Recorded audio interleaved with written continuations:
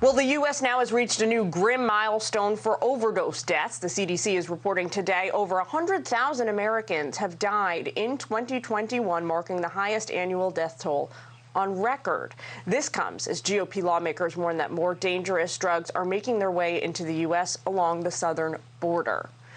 John, we're learning more now about this brand new record, this grim record set today. About 108,000 Americans perished from drug overdoses in 2021. This is per the CDC. And the same author, interestingly, of that report says that so far, according to the data they have for 2022, overdose deaths are continuing to rise. They are already up 15% during this year, over the last 4 months. It's a shocking number. I mean, there's no question, Gillian, and we should point out that we are trying to reestablish a connection with Derek Maltz, the former DEA agent in charge, who will be able to talk with much more facility about this than I.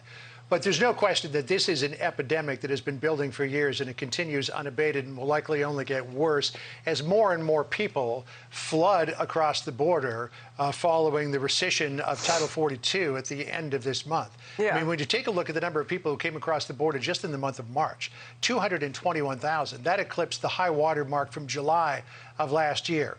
April's expected to be greater than that, May higher than that, and then it's Katie bar the door when Title 42 comes off, because the word has gone out far and wide throughout Mexico, the Northern Triangle countries, South America, Africa as well, that now is the time to come to the United States. And as more and more people flood across the border, taking up law enforcement's resources in order to deal with them, more and more drugs come across that border. John, I'm hearing that we now have Derek Maltz, former special agent in charge, joining us here. Derek, are you with us? Can you hear us? Can you see us? Yes, Gillian, thank you very much. Awesome. Thanks so much for being with us. Let's pick up where John left off a moment ago. We're hearing from the CDC that fentanyl is, they believe, the primary drug that's driving this overdose crisis, if you will. Let's take a look at the numbers.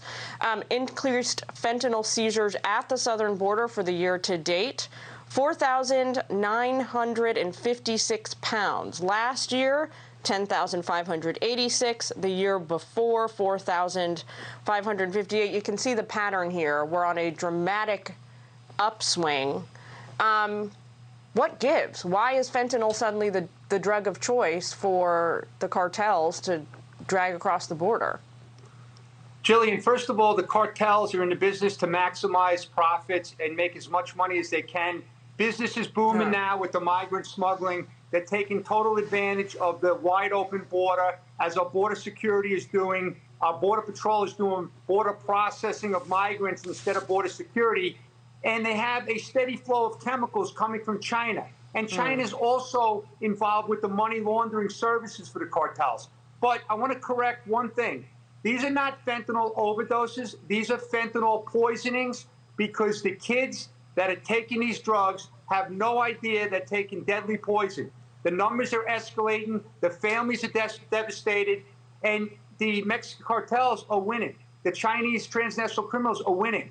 The corrupt officials in Mexico and Central America are winning. Derek, sorry about the tech problems we were having with you. We'd love to have you back, but we're coming up against a hard break. We got to leave it there. Thanks so much. John? Thank you very much.